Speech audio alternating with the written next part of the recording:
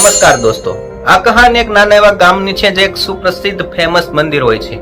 આ મંદિરમાં આજુબાજુના ગામડાના અને બહુ દૂરથી શહેરમાંથી પણ આ મંદિરે લોકો દર્શન કરવા માટે આવતા હોય છે. આ ગામમાં એક છોકરો રહેતો હતો, તે આજ સુધી ક્યારેય પણ આ મંદિરે ગયો નહોતો.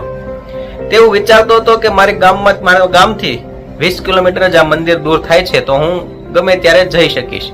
એટલે તે આજ સુધીમાં ક્યારેય પણ આ મંદિરે દર્શન કરવા માટે ગયો નહોતો. તે આજુબાજુના શહેરમાં જતો, આજુબાજુના ગામડે જઈને બીજા મંદિરો અથવા તો ફરવાલાયક સ્થળો હોય ત્યાં પણ તે જાતો, પણ આ એક જ એવું મંદિર હતું કે ત્યાં મંદિરે ક્યારેય જાતો નહીં, કારણ કે આ મંદિર તેના ઘરથી 20 કિલોમીટર જ દૂર થતું હતું. એટલે તેવું વિચાર કરતો કે હું આજે જઈશ, કાલે જઈશ, પણ તે ક્યારેય હિંમત કરીને તે મંદિરે ગયો નહોતો. એક દિવસ એવું થાય છે કે તે રાતે સૂતો હોય છે ત્યારે તેને બહુ ખરાબ સપનું આવે છે. સપનામાં એવું આવે છે કે કોઈ તેની ઉપર એટેક કરે છે, કોઈ તેની ઉપર હુમલો કરે છે અને તે વ્યક્તિ તેને મારતો હોય તેવું તેને સપનામાં દેખાય છે.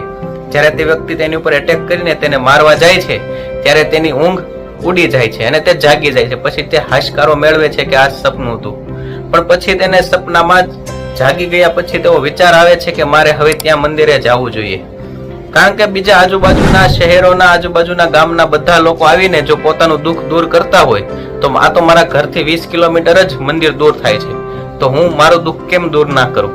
એટલે તે તરત જ રાતના 3 વાગ્યા હોય છે એટલે તે પથારીમાંથી ઉભો થઈને તરત મંદિરે જવાનું નિશ્ચય કરી લે છે. એટલે તે બહુ વર્ષો પહેલાની આ કહાની હોવાથી ત્યારે લાઇટની સુવિધા નહોતી, એટલે તેના ઘરે એક લાલટેન પડ્યું હતું, તે લઈને નીકળી જાય છે. પણ લાલટેનમાં તેલ રસ્તામાં જોવે છે તો થોડુંક એવું જ હોય છે.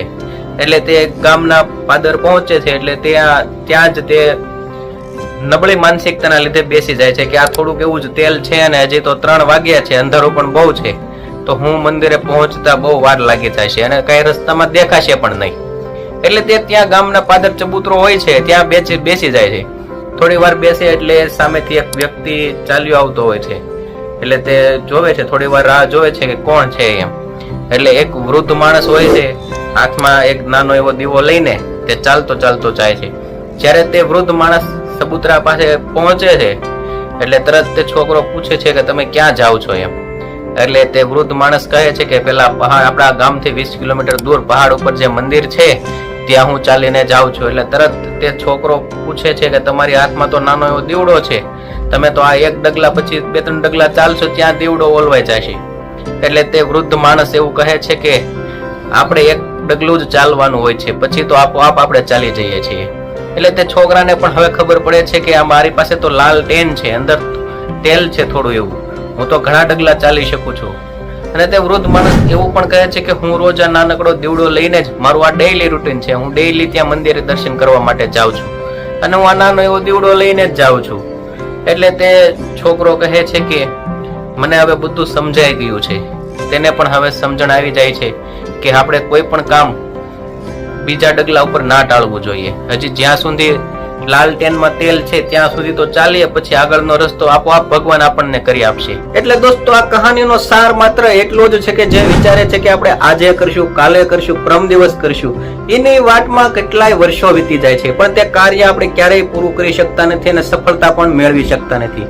એટલે દોસ્તો, માત્ર આ કહાની એ જ સૂચવે છે કે આપણે માત્ર એક ડગલું ભરવાની જરૂર છે, પછી બીજું ડગલું તો આપોઆપ ઉપરવાળો આપણને આગળ વધારી દેશે. એટલે દોસ્તો, સફળતા મેળવવા માટે આપણે શરૂઆત કરવી જરૂરી છે. આપણે એક વખત શરૂઆત કરશું તો આપણે આપણી મંજિલ સુધી આપોઆપ પહોંચી જશું. એટલે દોસ્તો, તમને જો આ કહાની ગમી હોય તો મારી ચેનલને સબસ્ક્રાઇબ કરી દેજો અને લાઈક કરી દેજો. થેન્ક યુ દોસ્તો.